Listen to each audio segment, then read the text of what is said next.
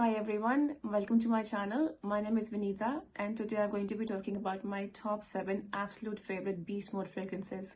Now these fragrances are my absolute favorites because in my opinion they deliver in terms of longevity, projection and sillage.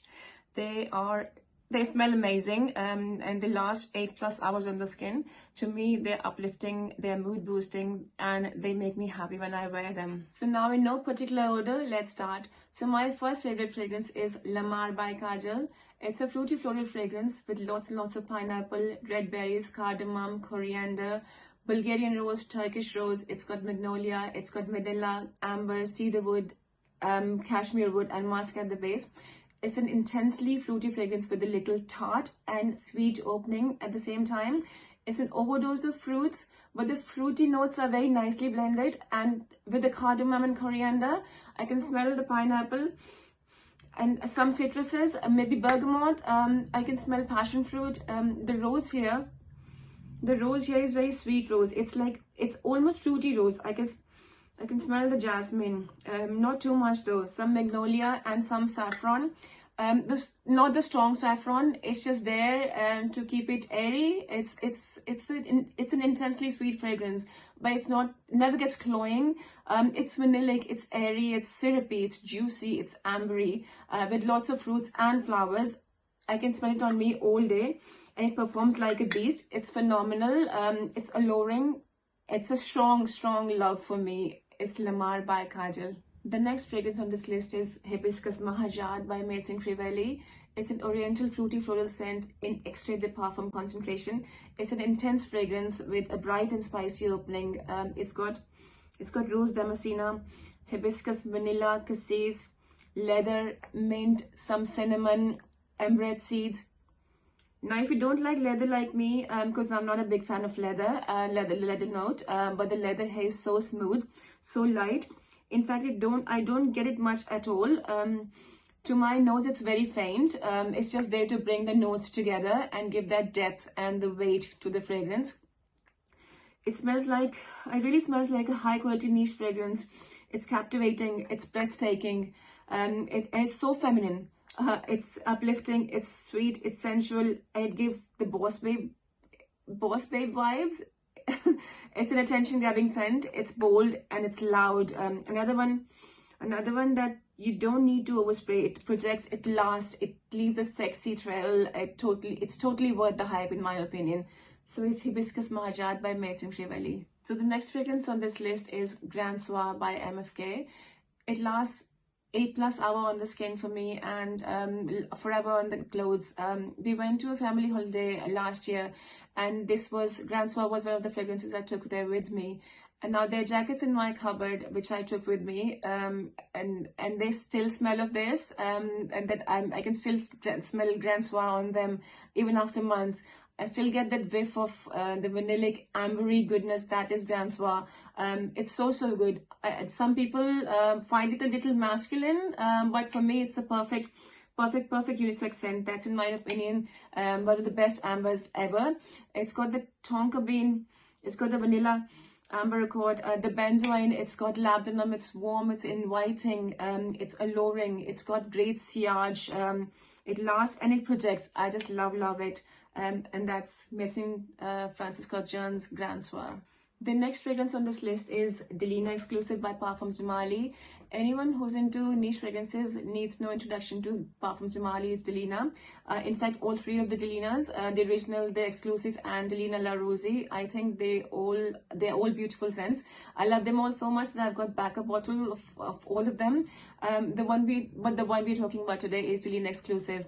It opens with the notes of pear, lychee and grapefruit, and it misses the rhubarb that's there in the original Delina, which can come off a bit tart. This one opens very smooth, very creamy. It's a little powdery. In the heart, it has notes of Turkish rose. It's got vanilla and musk and some oud, but it's not funky barnyard oud at all. It's just there. In fact, it's hardly even there. Oud can be a tricky note. It usually commands its presence, but here it's not fighting for its territory, if that makes any sense.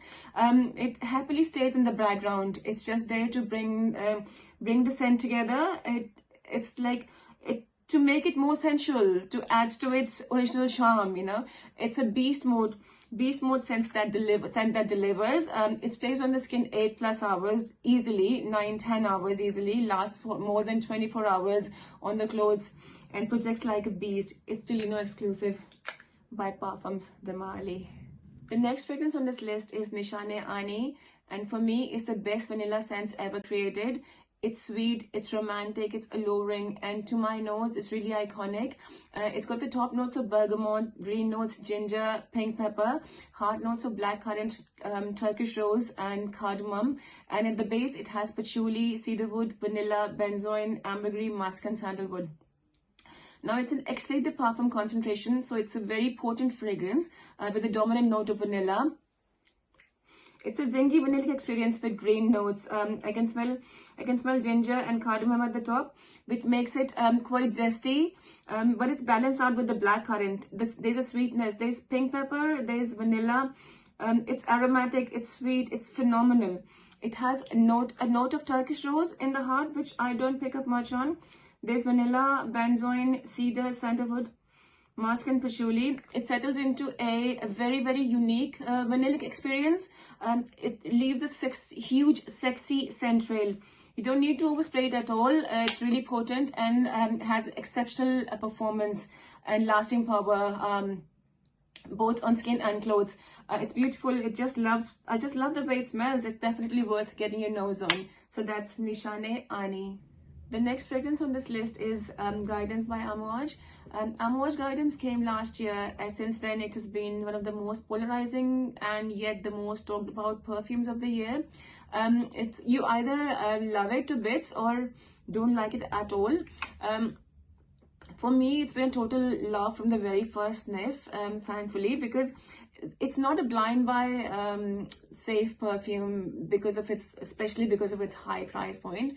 But and I bought it at the duty free at Heathrow Airport. They didn't have a tester bottle, but I wanted to have it anyway. I don't know, maybe it's because the bottle is so aesthetically pleasing, the color is beautiful, so I wanted to buy it anyway. I bought it, and thankfully it was a love from the very first sniff. I couldn't find any tester bottle, and I did think about not buying it, but then I thought maybe just give it a try, but it was a love at first sniff, first spray. For me, it's beautiful. It's got the top notes of pear, frankincense, and hazelnut, heart notes of saffron, rose, jasmine, sambac, osmanthus, and in the base it has sandalwood, akigala wood, ambergris, and vanilla. It's a total beast of a fragrance, like all Quentin Beach creations are. It's blended to perfection.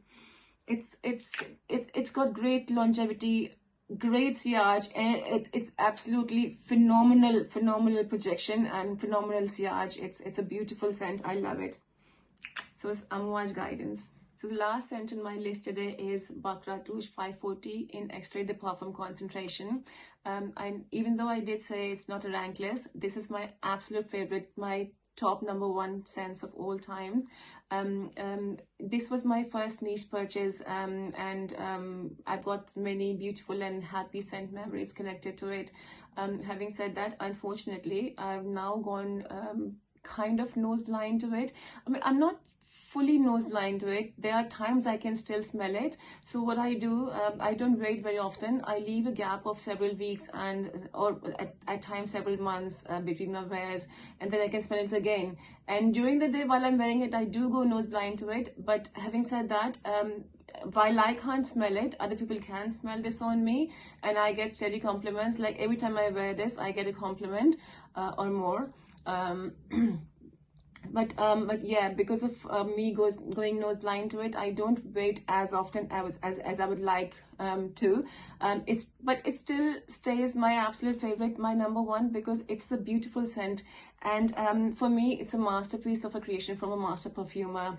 I do like both EDP and the Extrait de Parfum concentrations, but I prefer the Extrait version more, because it's more, it keeps the original Baccarat Rouge DNA, but it's more intense. It's sweeter, it's more radiant, it's more airy. It's got the fluffy cotton candy like feel to it. It's got that saffron note, which comes out so smooth. It's a gorgeous scent and it's blended to perfection.